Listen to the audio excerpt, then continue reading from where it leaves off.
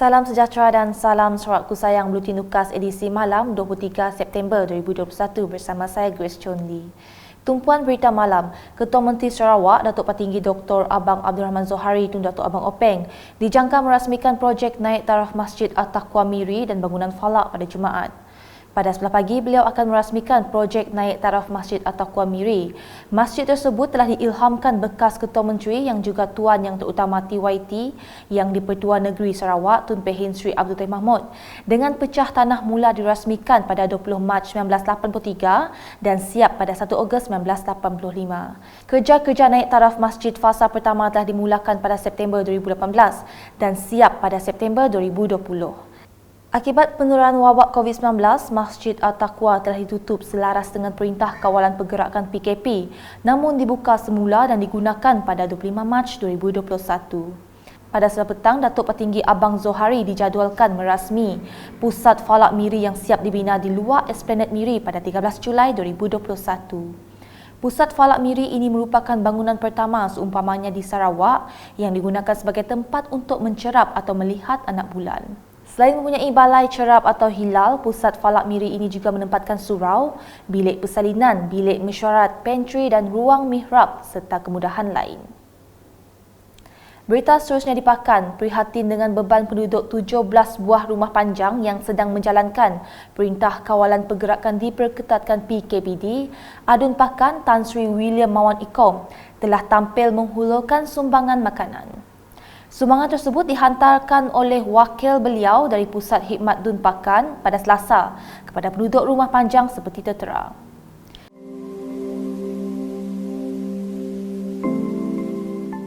Sumbangan diteruskan kepada penduduk 9 lagi buah rumah panjang pada Rabu yang turut disertai Tan Sri William Mawan sendiri.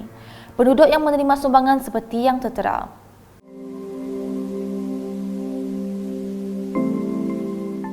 Tuai rumah yang mewakili penduduk terlibat menzahirkan penghargaan dan terima kasih kepada Tan Sri William Mawan di atas keprihatinan beliau menyumbang bekalan makanan semasa penduduk menjalani arahan PKPD.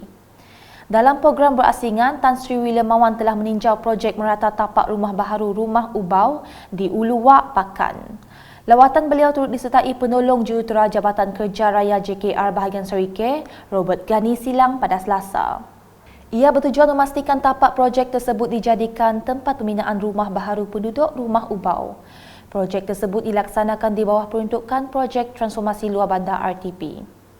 Selanjutnya di Meradong, fungsi Jawatan Kuasa Kemajuan dan Keselamatan Kampung JKKK terus diperkasa bagi membolehkan mereka melaksanakan dasar-dasar yang telah ditetapkan oleh Kerajaan Negeri dengan efektif. Menurut Adun Daro Safi'i Ahmad, pemberian kuasa kepada kepimpinan di peringkat akar umbi untuk membantu melaksanakan dasar-dasar kerajaan khususnya dalam menangani wabak COVID-19. Tadi kita telah melaksanakan majlis penutupan bagi khusus apa yang kita panggil sebagai kepolisan komuniti. Tujuannya lah untuk memperkasakan kepimpinan di peringkat akar umbi yang kita sudah maklum di peringkat rumah panjang dan kampung. Kerajaan negeri kita telah mewujudkan satu jawatankuasa yang kita panggil sebagai Jawatankuasa Kemajuan dan Keselamatan Kampung ataupun JKKK. Jadi apa yang dilaksanakan kerajaan adalah kita memberi satu empowerment ataupun kita memberikan suatu kuasa kepada pimpinan di peringkat Kombi untuk membantu melaksanakan dasar-dasar kerajaan khususnya dalam kita menangani wabak COVID-19 ini. Beliau berkata demikian kepada media dalam penutupan program Taklimat Kepolisan Komuniti Daerah Meradong Fasa 3 Siri 4 tahun 2021 pada Rabu. Dalam perkembangan lain, Safi'i berkata, kerajaan negeri tetap membayar pampasan kepada pemilik tanah yang terkesan akibat pelaksanaan projek rakyat. Samping itu juga pada majlis yang sama, kita juga tadi telah pun menyampaikan majlis penyampaian cek pampasan tanah bagi projek rakyat, itu projek yang telah pun diluluskan oleh kerajaan negeri, khususnya oleh Yang Berhormat Ketua Menteri, itu projek pembinaan sebuah jalan raya yang menghubungkan beberapa buah pendapatan yang melibatkan kampung dan beberapa buah rumah panjang. Jadi projek ini saya sudah maklum adalah projek untuk kita memberikan kemudahan kepada rakyat khususnya dalam perhubungan. Dan walau bagaimanapun kerajaan seperti mana yang kita sudah maklum, walaupun projek ini dibuat untuk rakyat, tetapi segala kos yang terlibat, khususnya yang melibatkan pengambilan tanah hak milik yang telah jelas merupakan milik seseorang itu, kerajaan tetap akan bayar papasan yang sewajarnya mengikut nilai harga pasaran. Seramai 33 individu menerima cek pampasan dalam majlis tersebut yang berjumlah keseluruhan RM189,680.50. Seterusnya mengenai tinjauan adun Batu Kitang, Lo Keciang ke tapak pembinaan jalan raya melalui Jalan Kuching, Serian dan Simpang Kota Padawan. Beliau yang diiringi Ketua Masyarakat Kawasan Batu 10, Lim Eng Huat dan Kapitan Chin Hon Jun turun padang pada Rabu bagi melihat sendiri perkembangan projek berkenaan. Menurut Keciang, penduduk setempat sering membuat aduan mengalami kesesakan berlaku dari Batu 8 hingga Batu 13 apabila Jabatan Kerja Raya JKR menutup jalan raya dan simpang masuk ke kawasan Pekan Batu 10, Kota Padawan. Katanya beliau sudah membuat perbincangan dan merunding dengan subkontraktor dan syarikat Borneo Traffic Sendirian Berhad supaya mereka dapat menyelesaikan masalah itu dengan secepat mungkin. Laporan diteruskan mengenai program vaksinasi remaja yang diadakan di Pusat Pemberian Vaksin Regimen ke-4 Kor Amol Diraja Camp Penrisen, Kuching pada Khamis.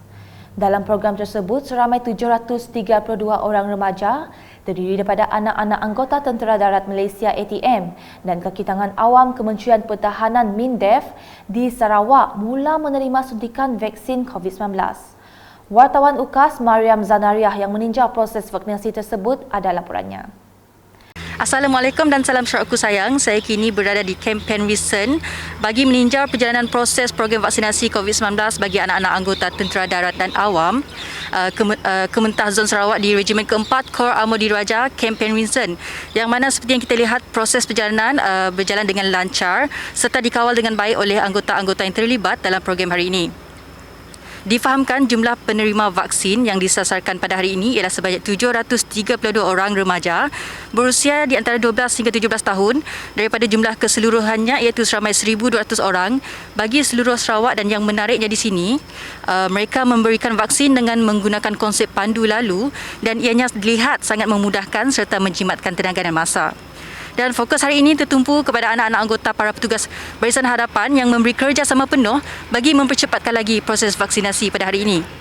Dan beberapa penerima vaksin yang ditemu bual rata-ratanya memberi respon positif selain berkongsi rasa teruja untuk memulakan sesi persekolahan mereka nanti. Gembira je. Itu je. Ada nervous tadi? Oh, tak ada. Okeylah. Sempat sakit sih? Tak. Tak. Gembira lah, nanti boleh keluar pergi mana-mana, senang nanti. Tak payah risau apa-apa. Dah tu je. Nama saya Denny Dylan. Umur saya 12 tahun. Sekolah kat SK St. Peter Simpok. Perasaan saya gembira. Saya tak sabar untuk masuk ke sekolah untuk jumpa kawan-kawan dan belajar dengan cikgu. Vaksin saya rasa tidak sakit dan Selamatlah. Dan okeylah, selamat. okeylah dan selamat. Nama Chelsea Adenasia. Umur 12 tahun. Sekolah kat SK Wirajaya. Tak ada rasa sakit. Happy. Nervous sih? Tak. Dah. Kembali bersama rakan setugas di studio, saya Mariam Zanaria dan juru kamera Firoz Matrang melaporkan untuk Buletin UKAS. Sementara itu, penolong Ketua Pengarah Perkhidmatan Kesihatan Markas 1 Division, Kolonel Dr. Mio Azahari Sagiruddin berkata, program tersebut dijalankan serentak kecuali di Miri yang akan dilaksanakan pada Jumaat melibatkan 36 anak anggota Tentera Darat dan Awam MINDEF. Okey, untuk maklumat semua, kita akan buat serentak pada hari ini kecuali di Miri. Kita akan laksanakan esok. 36. Kalau di Miri kita ada 36 anak-anak untuk disuntik. Kita rancang begitu, tetapi mungkin ada masalah macam individu, mungkin ada anak yang kita dapati mungkin tidak layak. Okey, kadang mungkin juga kita ada masalah macam personal lah. Mungkin tak ada dapat hadir waktu diberi temujanji. Kita akan aturkan temujanji kemudian lah. Mungkin itu kita akan buat secara statik lah. Tidak perlu melalui pandu lalu. Mungkin diresat dan dipepat berhampiran saja.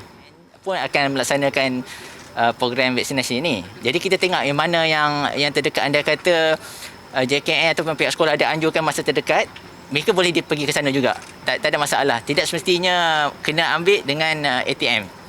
Kita sama-sama kerjasama untuk memastikan anak-anak kita berumur 12 hingga 17 tahun mendapat vaksin secepat mungkin.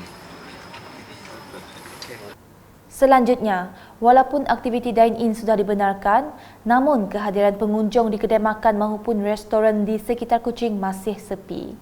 Faktor ini mungkin didorong orang ramai masih bimbang kerana mungkin terkena jangkitan COVID-19 jika makan di kedai makan maupun restoran.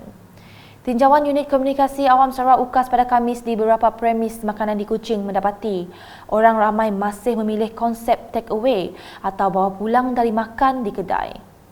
Wartawan UKAS sempat menemui beberapa pemilik premis makanan pada Khamis untuk mendapatkan komen mereka mengenai perkara tersebut. Sejak mulanya dine-in, didapati pelanggan sitlah semeriah yang dulu. Tetapi slowly lah ya bertambah. Mungkin disebabkan yang pertama orang masih takut lah. Alhamdulillah memang nampak increasing lah. Walaupun seat semeriah dulu mari. InsyaAllah. Untuk menjaga keselamatan semua orang lah. Vaksin, fully vaccinated. And then risikonya, low risiko dengan kontak casual lah. Casual contact. And then, ya yang kami benarkan masuk. Ada juga pelanggan dengan beranak, but still kami kena reject lah because of SOP lah. Alhamdulillah, lama. Sebelum tu masih boleh dine-in. Kurang sikit customer. Dah boleh dine-in tu. Okey, meriah sikit. Sambutannya okey lah. Customer pun makin tambah, patut jaga regular customer hari-hari. Sekian edisi malam bersama saya Grace dan kru penerbitan. Berita lebih lanjut boleh didapati di semua platform media sosial UKAS termasuk portal ukas.sarawak.gov.my dan pastikan anda subscribe UKAS channel di YouTube. Sebelum akhiri Buletin UKAS pada malam ini, sama-sama kita saksikan sedikit perkongsian daripada Jawatan Kuasa Kerja Kesedaran COVID-19 dalam usaha memerangi pandemik berkenaan di negeri ini. Orang ramai dinasihatkan untuk terus mematuhi prosedur operasi standard SOP demi mengekang wabak maut itu. Sekali lagi diingatkan, vaksin tidak menjadikan kita kebal. Untuk itu, kita perlu bekerjasama memerangi COVID-19. Salam UKAS.